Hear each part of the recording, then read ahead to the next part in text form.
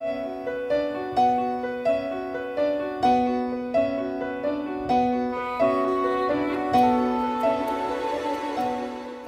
here to talk about anger or arousal mountain. And you have a handout in front of you. Looks like this mountain. And so this is a way of understanding what happens when we get angry or anxious or in that addictive cycle. Okay? And then we're going to see how it can help us understand how to interrupt that cycle so that we can have a better outcome. Now, how does this apply to our series that we're doing, which is Devarim, Chayim, Chesed, words of life and kindness? How do you think this might be important if we're going to talk about words of life and kindness? We want to recognize what triggers anger so that we are alerted, so that we do speak words of kindness rather than words that are angry. Excellent. You already passed the final exam.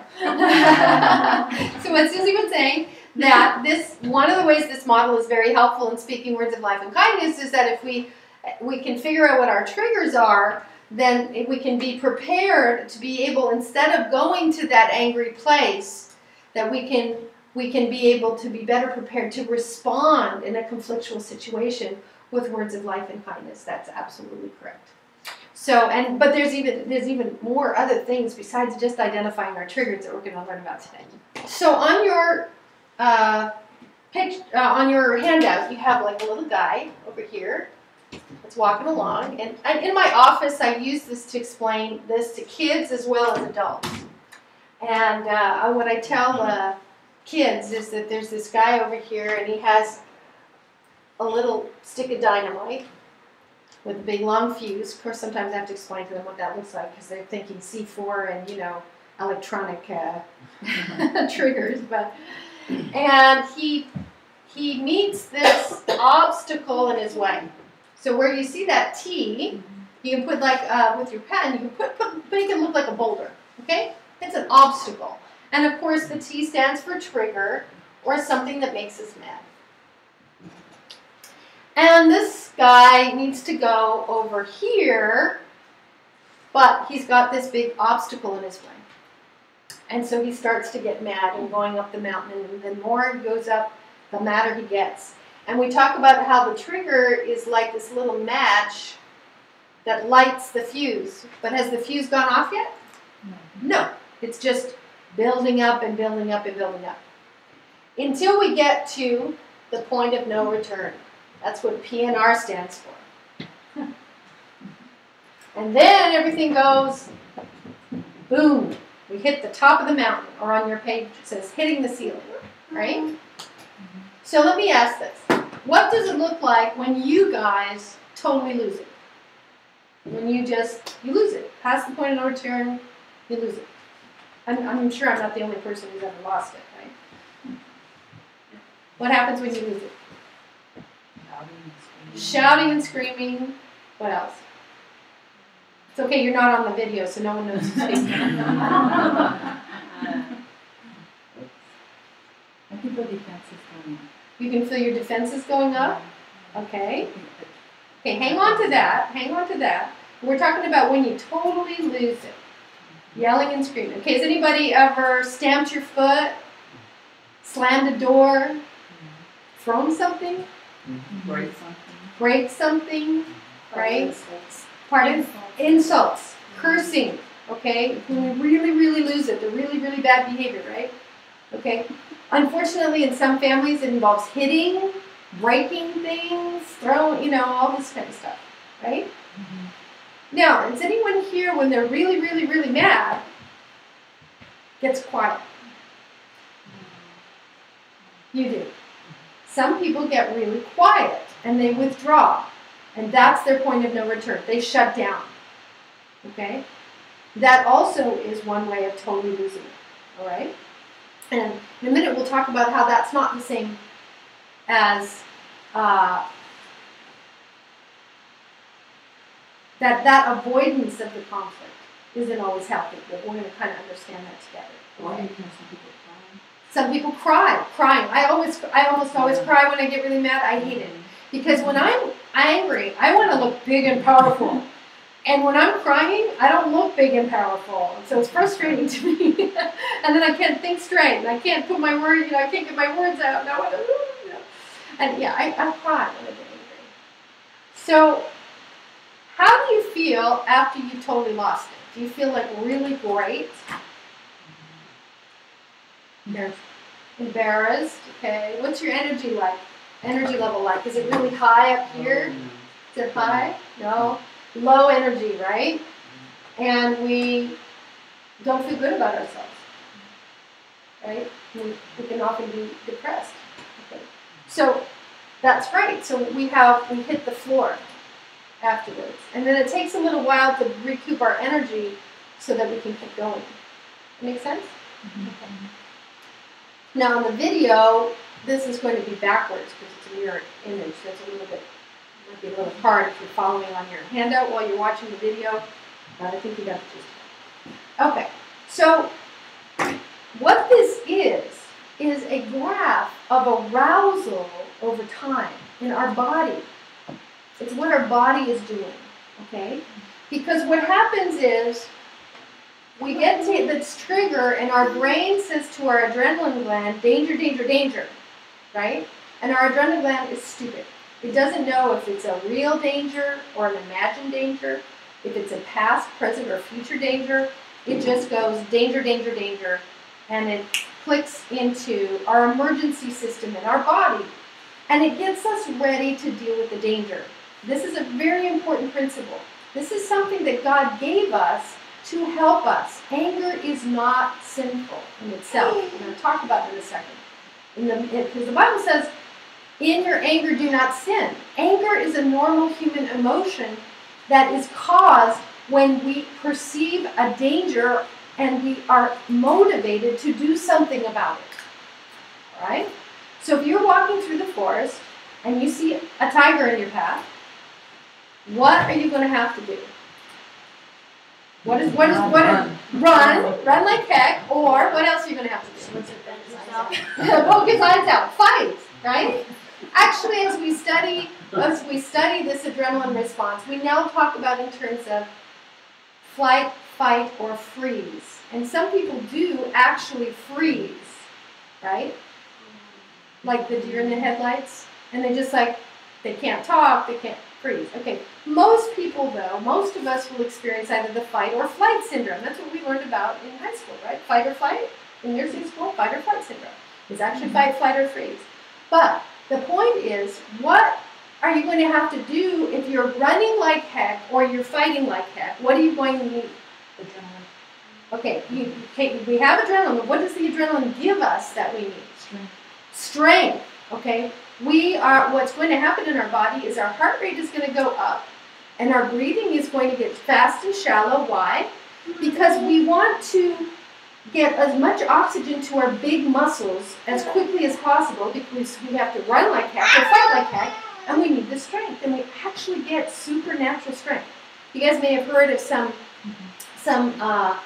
stories when a mom, like if there was a car on top of Benjamin, God forbid, that women have actually picked up the car, right? How did that happen? I have a client, not a very muscular, very sweet, kind of older client who's in a terrible car accident with her mom.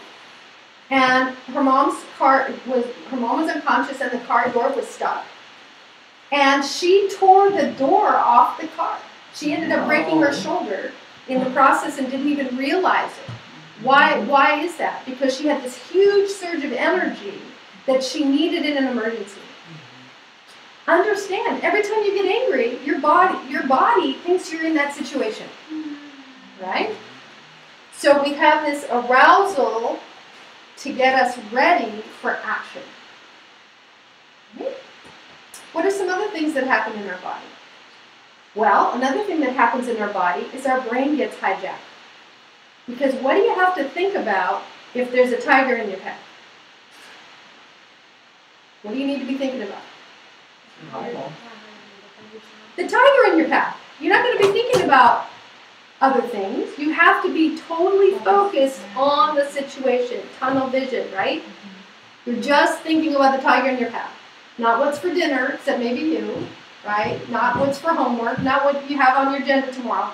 Not any other factor but the tiger in your path. So what actually happens is the adrenaline in your system activates your amygdala, which is part of the whole survival mechanism, right, in your brain. And we get very narrowly focused. We get very, very narrowly focused so that all we can think about is the danger, danger, danger. Have you ever been so angry that you can't stop thinking about what you're angry about?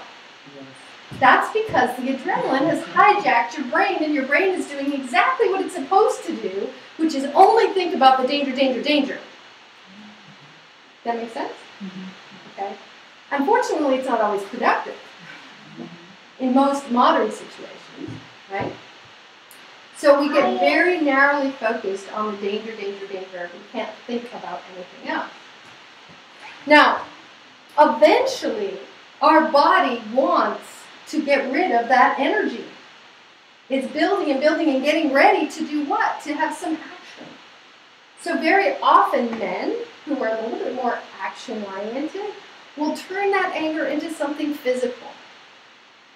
As women, what we talk about in our very first thing on Devarim, Chayim, we talked about how we're much more verbal. Our brains are wired to be verbal, and so instead of getting physically aggressive, we tend to get what? Verbally aggressive. So we're going to more likely release our energy in terms of yelling or screaming or hurtful words. I mean, think about it on the playground in elementary school.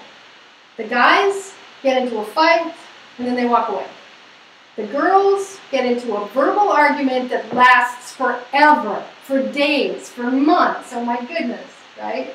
Has so many relationship fallout, and oh my gosh, you know, the guys beat each other up and then they walk away and they're done. Okay? We're just wired a little bit differently as in terms of gender, but we're also wired differently in terms of individually. That's why everybody's top of the mountain looks a little bit different. And we learn that, by the way, growing up. There's two factors. One is nurture, how we're raised, tells us how we're supposed to behave when we're angry. So guess what? If you grow up in a house where people beat each other up when they were angry, what are you going to tend to want to do when you're angry? Right. And so what's going to either happen is either you're going to become a perpetrator and beat somebody up, or you're going to be so afraid of your own anger because to you it means you're going to beat somebody up that you're going to sit on it and become submissive and get yourself ulcers because you don't express your anger because you think that anger equals beating somebody up. You see how that works? So actually, if you grow up in a violent home, you can become violent yourself, or you end up being a victim because you don't have any middle ground. And if we want to speak words of life and kindness, we have to find the middle ground. This is what's going to help us find some middle ground. Okay? So, we expend all this energy one way or another, and then what this is a drop in our central nervous system, in our body, because we've had this expenditure of energy. We actually have like a little mini depression in terms of energy. If you have ongoing stress where your body is always in danger mode, you will become clinically depressed. Because part of the physiological cycle that's involved in this emergency system is in order to turn it off, we have to use cortisol to get us to calm down, to get our body to calm down. But what happens is when we produce cortisol is that we steal the building blocks, the chemical building blocks for serotonin. So what do we know if we don't have enough serotonin? We're depressed. We don't feel good. We can't sleep, right? Very often it will cause a certain part of our brain to become overactive. We'll be more obsessive. We'll be more negative. We'll be more angry. We'll be more anxious. And things are just not good. Okay, so what we see, for example, in emergency services personnel is that if this is constant, if there's constant stress, constant emergency, whatever, they have some calls that are bigger than usual, then you will see depression in emergency services personnel just because of the stress they're under. If you're in the ER, you can develop that. If you're an emergency room nurse, And guess what their depression looks like? It looks like divorce. It looks like substance abuse. It looks like alcoholism. It looks like a hardening of the heart such that they make fun of the victims. And you get this really bad humor in emergency services personnel that would like horrify you if you could hear it. Okay? And it's all about this burnout because their adrenaline system has been run too high for too long. Right? Is this looking interesting? Mm-hmm. Okay.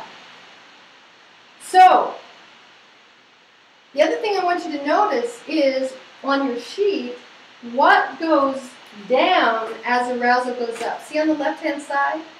There's some words there. What do you notice goes down when arousal goes up? Judgment. Why do you think judgment goes down as arousal goes up? Because you're not thinking straight. Because you're not thinking straight, because your brain's been hijacked, right? Your brain's been hijacked. You can't, because what we do is we lose perspective when we have that narrow focus. And in order to have good judgment, we have to have a good perspective of all the factors, right? So, where do we want to intervene? Where do you think is the best place to intervene in this cycle to get off the roller coaster? How you perceive the obstacle? How you perceive the obstacle. Very good. That's certainly one place to intervene, is with our thinking of the trigger. In other words, is it really, are we really in danger? Right? Do we really need to be in emergency? You're right. So part of it is looking at the trigger. And here's an interesting thing. And underneath trigger, I want you to write, because one of the things about anger is it's a camouflage emotion, right? So when we think about what makes me mad, which is it's the first column on the left-hand side, what are my triggers, what makes me mad? Or if you have an anxiety problem, what makes me anxious? Because by the way, anxiety is just the flight version of anger, which is the fight version, right? Danger, danger, danger. What am I going to do? Run like heck or fight? Anxiety is the fear response. It's the running response. And the anger is the fight response. Does that make sense? Mm-hmm. Okay. So we're really looking, though, at the same mechanism of arousal when we're looking at anxiety. It's the same thing that's happening in your body. Your heart rate goes up, your respiration rate goes up, your brain gets hijacked, you get super focused on what you're afraid of. It's all the same thing. In terms of how your body physiologically, it's the same process. Okay, so anger can be a camouflage emotion. It's always a camouflage emotion for other feelings. The way you get to that is what makes me mad. That most triggers almost of danger, danger, danger almost always involve loss or threat of loss. So I want you to write that underneath trigger. So when you're thinking about your triggers, you might want to ask yourself what loss or threat of loss is involved when I get angry, when I get anxious. What feelings are associated with loss? How do you feel when you lose something? I misunderstood.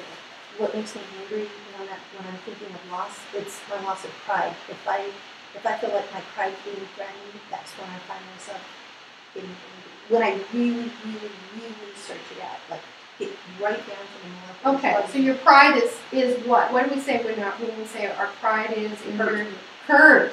So when we have a loss, we often feel hurt. Or we feel, what happens when we lose something? We feel sad. Right? So hurt or sadness are some of the feelings that are involved here. When we're afraid of something, what are some of the feelings? Fear and anxiety. So here's what I want you to notice when we talk about triggers, that underneath anger especially, there's always hurt, sadness, fear, or anxiety. Now, if you have a relationship issue with someone and you're angry, what feels better? I'm angry at you, or I feel hurt? I feel hurt. The person's going to hear you if you can get underneath the anger and do I messages about I feel hurt, sad, fearful, or anxious, right? They're going to hear that a whole lot better than anger. I think a lot of it is in the tone of the voice. Absolutely. What do you think your tone is going to be if you go and talk to them when you're up here? Your brain's been hijacked, you have no judgment, and you have all this energy in your body. What are those words going to sound like? Not very gentle or kind, right? And that's exactly why it's important to understand. And it's not that we're weak or bad if our energy level is up here. Our body is doing exactly what it's supposed to do if it perceives a danger, danger, danger. Now, your point about how we're thinking about the trigger can modify our feelings, yes, because maybe what we need to do is take a look at that. Are we really in danger? And that might change our feelings. That's what we do with the ducks, isn't it? When we talked about, those communication ducks, we look at what actually happened versus our interpretation of what happened, and then we have a feeling based on our interpretation. And if we go back and we change that interpretation, then we find that our feelings change because we're looking at our evaluation of the trigger. Okay? So yes, that does come into mind, but I just want you to notice that this is a very normal process that happens if we're faced with loss or threat of loss. Now, it's also true that anxiety can be a camouflage for anger. Because remember I mentioned that in some families that have been so violent, for example, anger equals violence. So if I'm angry, that means I'm going to get violent. And so if I have even the least little bit of irritation or anger, I get scared. And so anxiety can be a camouflage for anger. And it can be a camouflage for a lot of other feelings that feel so dangerous, and all we're aware of is the top part, the camouflage, right? I'm anxious, I'm worried, I'm nervous. Okay, but that might be because there's some other feelings, strong feelings underneath that we need to pay attention to. Sometimes it's appropriate to be angry if somebody has hurt you or transgressed your boundaries. Okay? Again, anger in itself is a healthy emotion that God has given us. It's what we do with it is whether it's sin or not. Okay? So, some people will say to me, well, Dr. Harris, let's just eliminate the trigger. And if you do identify your triggers and think your way around them, sometimes you can eliminate the trigger. If you do problem solving with someone else, you can eliminate the trigger. The problem is, if I'm going along the freeway and somebody cuts me off, and I'm in fear of losing my life, and I'm so angry and rageful, can I pull them over to the side of the road and say, look, what are we going to do next time? Can't do that. So there's some triggers that we cannot, there's a lot of triggers we can't avoid, right? Now where's another place that we could intervene other than at the trigger?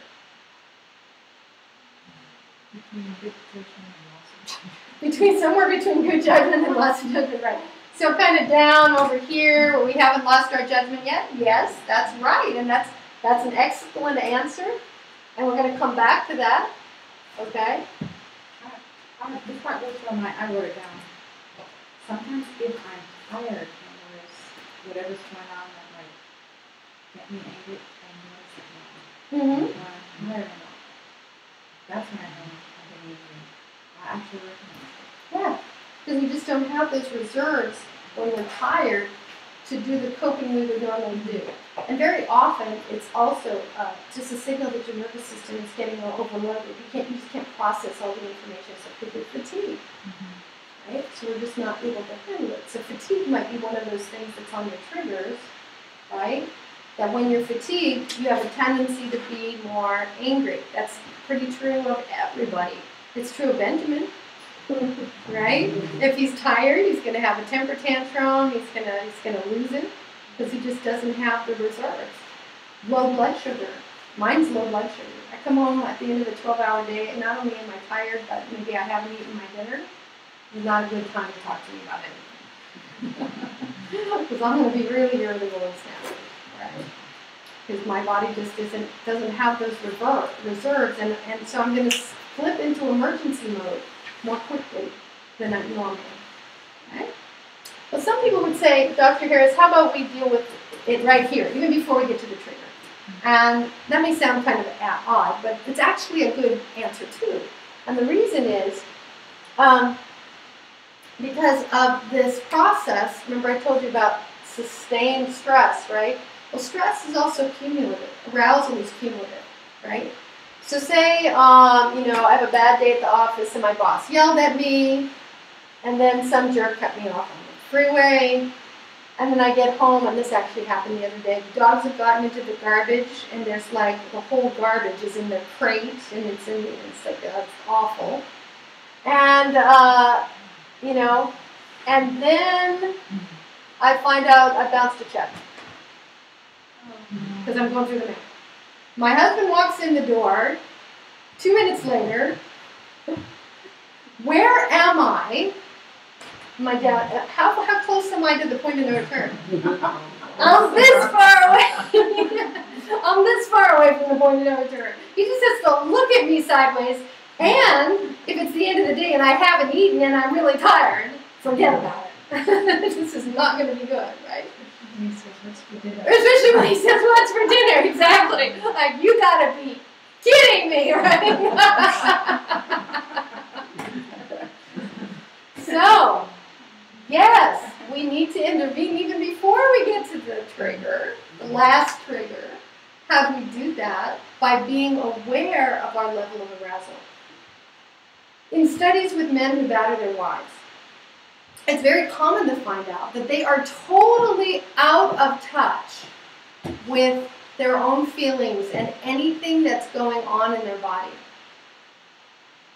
So for them, they are completely unaware of this build-up process. She burns the steak, and he's going to kill her.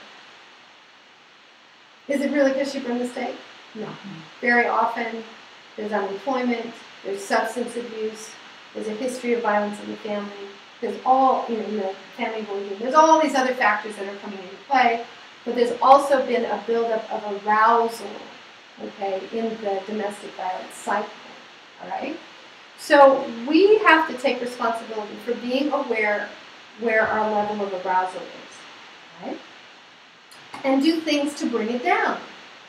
So, for example, sometimes I especially like with men who come home in a bad mood, or me, sometimes that driving home time needs to be a transitional time, not listening to the news, not ruminating about all the stuff you have to do and the things that went wrong at work, listening to a teaching tape, listening to a praise tape, listening to some music, something to bring the arousal level down.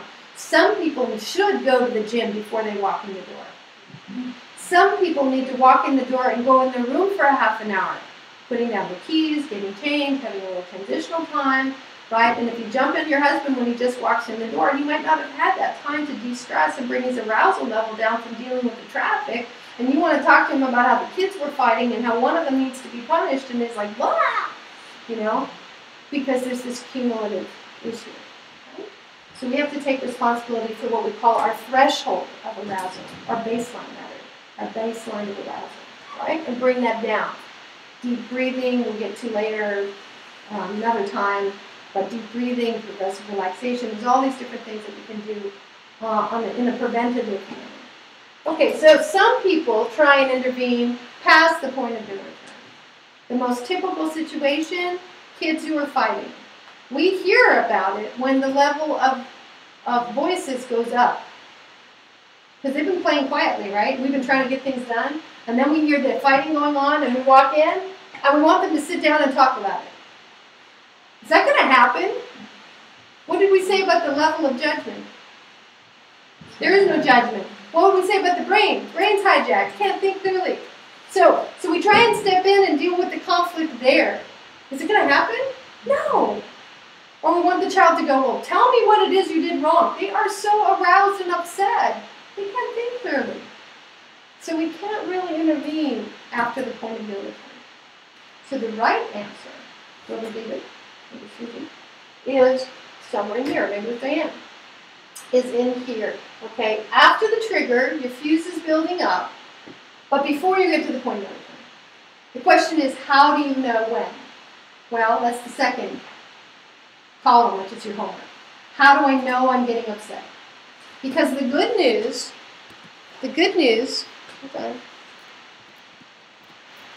My heart just keeps going. I don't know if it keeps going, even if the screen goes off. I'm assuming it does. I can also edit it out later.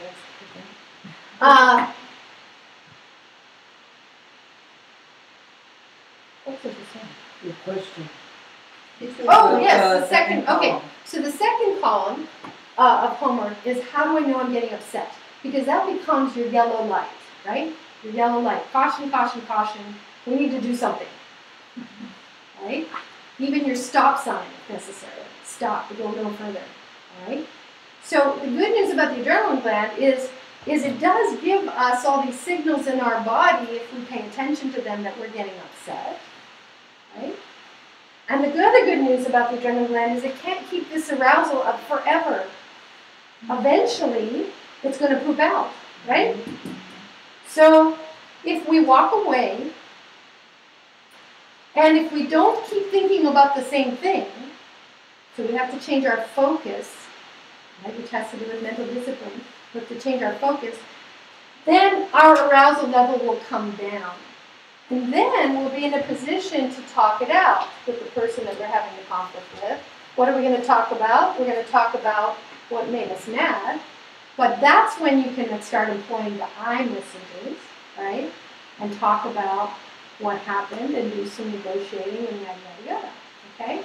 But you're not going to use I messages up there. You have to use them when you calm down. And that's why this is what we call the timeout shortcut. And this is how it's different from those people who shut down and withdraw when they're past the point of no return. Because there's some rules about taking a timeout when you're in a relationship. If you're in the middle, let me ask you this, if you're in the middle of a conflict and somebody just walks away and stops talking to you, how do you feel? Even more mad, right? And aren't you likely to go pursue them?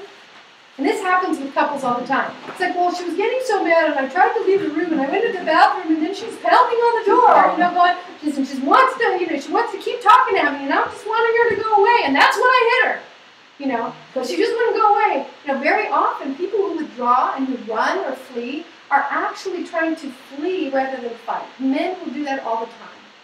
A good man, a better man, will leave the house rather than hitting something or someone. They're getting so mad, they just have to go. They are instinctively taking a time out from this arousal process. That's not necessarily a bad thing. But if you just leave and you don't tell the other person what's going on, the other person feels more angry, they feel shut out, they feel disregarded, they feel unimportant, they feel all sorts of things. So here's the rules for taking a time out. I'm so angry. What does it start with? The I, not you're so angry you need a timeout. I'm so upset I need a timeout. Even if you're the one that's screaming at me and I'm afraid of you, I'm not going to use a you message. I'm going to say, I'm getting so upset I need a timeout.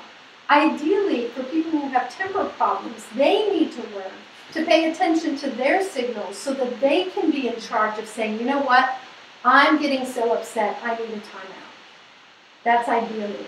But if you're in a relationship with someone who has a temper problem, you can say, you know what, I need a timeout. This conversation is not constructive right now. Here's what I'm going to do. I'm going to go to the gym for an hour. And let's calm down and think about it. And then when I come back after dinner and the kids are asleep, how about if we talk about it again then later? So what are the elements of the timeout? It's an I message. You tell the person that you're getting so upset that you need a timeout. You call it a timeout. And it's really good if your partner has seen this video or knows the model, or you talk to them about it ahead of time and say, hey, next time things are escalating, we're climbing them up this mountain, here's what I want to do. I want us to be able to, like how the bells ring in the boxing, the boxing arena. You take a timeout, you go to the corner, you get a drink, you calm down a little, you get a group, right? You're going to do a timeout. So it's an I message. You call it a timeout. You say where you're going to be and what you're going to do, because if you just take off in the car with the tires squealing, the other person's going to be freaked out and call the cops and think terrible things are going to happen, right? So you tell them where you're going to be, what you're going to do, and you have to make an appointment to talk about it when you both calm down. Now, the rules are that if you calm down I'm sorry, if you get to the appointment time and you're not calmed down enough, then you can say, you know what, I still need to work on this a bit more. And here's what you're going to do during that timeout. You're going to write what? iMessages! Yes! You're going to write iMessages, and when you come back, you're going to come back with the language of iMessages so that you don't put the person on the defensive and you can keep it calmer. And you're going to practice the reflective listening and really hearing one another. Because when your arousal is lower, you can hear one another. But when you're screaming at the top of your lungs, you can't hear one another. And if one person is still talking but the other is emotionally shut down and withdrawn, you're not hearing one another. Does that make sense? So we take the timeout shortcut. What can you do during timeout? Anything that's legal, ethical, and moral, biblical. And this works, by the way, with kids too. I do this with kids all the time. And what we do is we set up a reward system so that if they give themselves a timeout, they get 3 stars. If mom or dad says, you know, I think you need a timeout, and then that is one time when you can use the you. It's with a small child, a younger child. And they do it, they go to the room or they go and do whatever their prescribed timeout activity is with a pretty good attitude, they get 2 stars. If they go with a bad attitude, but they still go, they get 1 star. And if they have a situation where normally they would have lost it and they don't at all, they get 4 stars. And they pick a reward, and then when they get to a certain amount of stars, they get a reward. And so what are we doing? We are rewarding the behavior that we want to see. That makes sense? And we're teaching them to take a timeout on themselves. And are they going to do it? Yes, because they get 3 stars and they get to play their whatever game, you know, for 15 minutes if they get to do it or whatever. They get a reward for being appropriate as opposed to getting rewarded in all sorts of unhealthy ways or punished for being inappropriate. What did you say about 4 stars? 4 stars is if they're in a situation that normally they would lose it, like say fighting with a brother or sister. Okay. And they don't need a timeout because they don't get mad and you notice. Like they really handled the situation well, they didn't need a timeout because they didn't even get mad. Then great, they get 4 stars. So how old can you start? That's not very 5 or 6. They have to be able to they have to have some ability to put their feelings into words. But, you know, I have some smart 3 or 4-year-olds that'll say to their mom and dad, I'm so mad I need a timeout. And then they'll put themselves in the chair. What about a teenager though? Teenager? An older teenager, like, you know, Oh, I would give him a 18. timeout. You just have to walk away. And here's the language I would use differently. If they're escalating and I'm feeling uncomfortable, I'd say, you know what, I'm getting so upset, I need a timeout. Because they're not going to respond very well to the you need a timeout, go to your room. And say, I need a timeout. So I'm going to ask you to walk away right now, and we're going to talk about this after dinner. Or I'm going to walk away and go in my room. And I want you to respect that. Because sometimes it's hard with teenagers, because if they haven't learned this, they're going to pursue you. Because what they want to do is they want to get closure. That's what we want. We want closure. We want to get our way. Right? But you have to take the time out. And so you have to find some way and say, if you respect my timeout, then you reward them for respecting your timeout. If you respect my timeout, then blah, blah, blah, blah, then I'll consider your request. But I'm not going to talk to you about it right now because I'm too upset. Has anyone heard that? I don't know if it comes from Yiddish, Polish, European. Has anyone heard the technique where when they're small, when you're bigger than they are, a lot bigger than they are, and they're sort of rivalry and it's getting pretty loud, you just force them to hug each other and you hug them and you get a couple of adults for the 2 children that are fighting and you make them hug each other and you sing a song together? That worked with my mother. My mother did that. So my brother and I were just like identical twins. I really thought we were fraternal twins. But we were always at each other and fighting for competition. affection, and she would make us hug one another. And by the time we were done, and we could not be done until we stopped being mad at each other, but we couldn't be mad at each other after the singing was done. And just before my mom died, my older sisters were hugging one another and singing Mr. Mama Radi. That was the song that we would sing. Has anyone heard that? I haven't heard of that tradition, but or that technique. But what I would tell you is that what she's doing is making the children have a timeout, and she's using several things that are going to calm the nervous system down. One of them is physical touch and hugging. Often, sometimes with a very, very young child, so they don't hurt themselves when they're having a temper tantrum, you do have to hold them. Okay. Although generally, when they're a little bit older, we just ignore them so long as they're not going to hit their head on something. Because we don't want to give attention to the temper tantrum. But so they're using physical touch and music to calm down the nervous system. Yeah, it was kind of dance. And it worked. And Yeah. a dance and motion, right? We either And step calming. on each other. And calming. So with a young child, all of that, I can understand why that would work. And as soon as we're calm, she let us go. Now, I'm not sure if I would make the kids hug each other because I'm very careful about boundaries, in a physical sense. Well, he never spit on me. Well, that's good. That's good. So, but that's a perfect example of parents, without realizing it, using this principle of doing something else, and of course you're singing.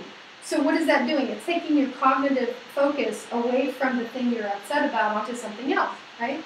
And so that's another important part of timeout, is it needs to be enough that it's going to actually, it's going to take your mind off of what you're upset with. So sometimes prayer, sometimes reading the Bible, sometimes sitting down and writing what you're upset about and getting it down on paper and preparing your iMessages can help you work through those feelings.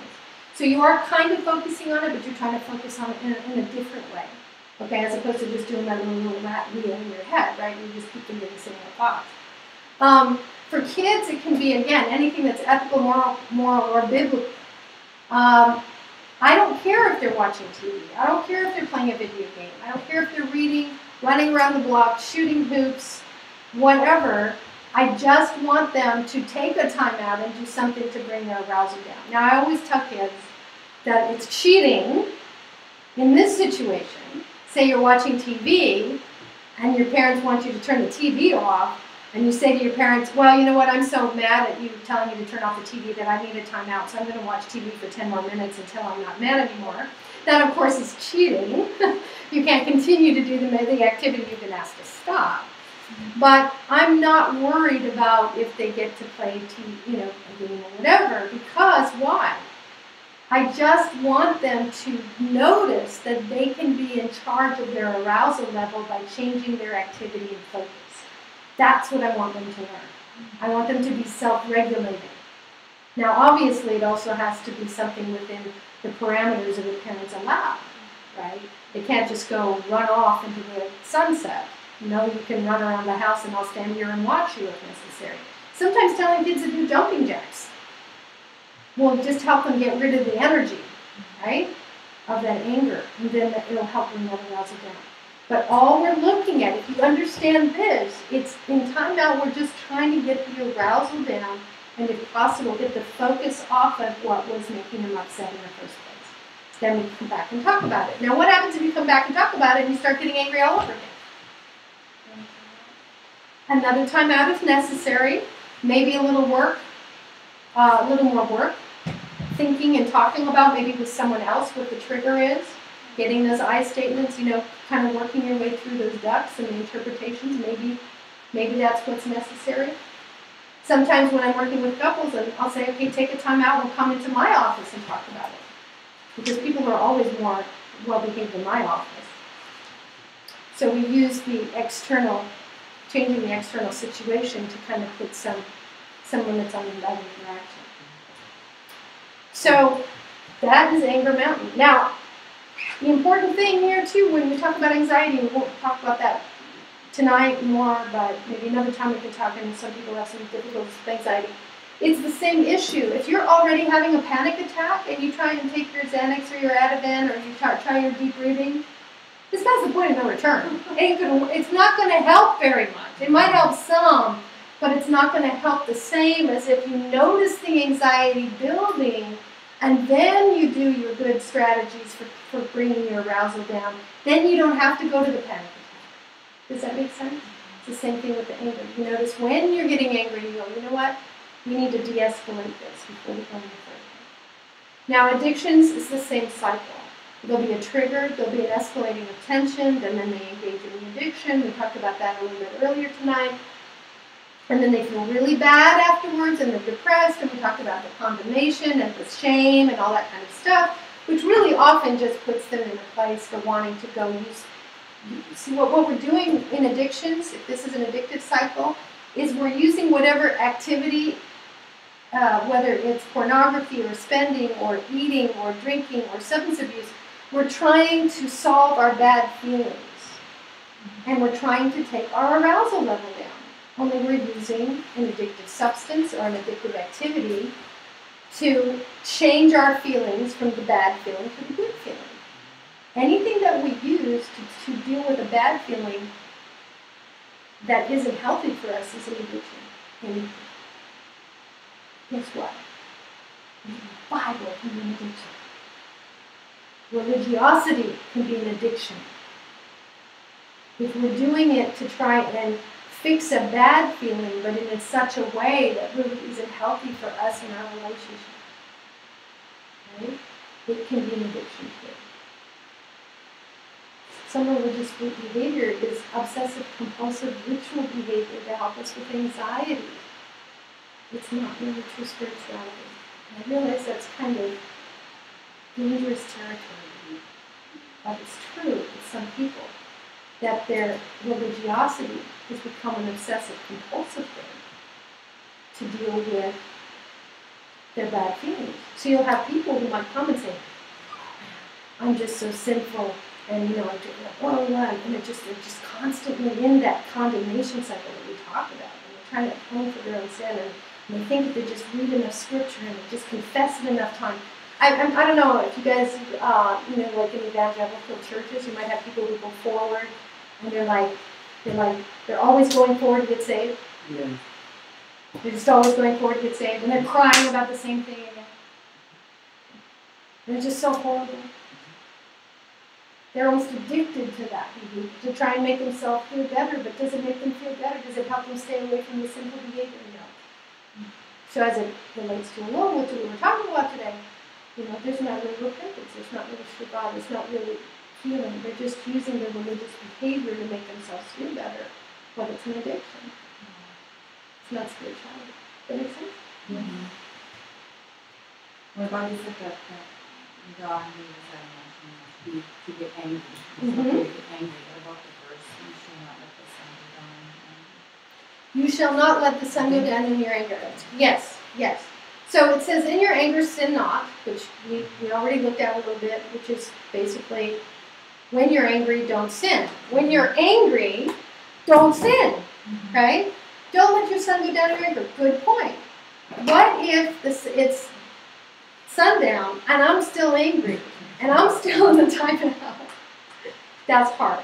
What it's basically saying is try and deal with things. What it means is try and deal with things right away. Don't prolong it. Try and deal with it right away. You know what? If you get really good at I statements, over here, I'm really upset about such and such and such and such. I feel really blank when blank because blank, and what I would really like is blank. Do you think if we used that formula right away that we would even have to go up there? No, we wouldn't even need the timeout. If we had really good communication down here, right? And we could communicate in that way, real honestly and to the point, and we're problem solving and we're a team together, we wouldn't need to take a timeout. And the sun would not go down on our anger. That's the goal.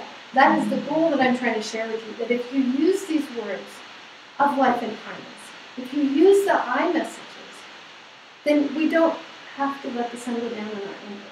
Now, if necessary, when we're learning this, we might have to wait a day or two, or a week. I know some people who are very slow processors, and it takes them a week to come back around.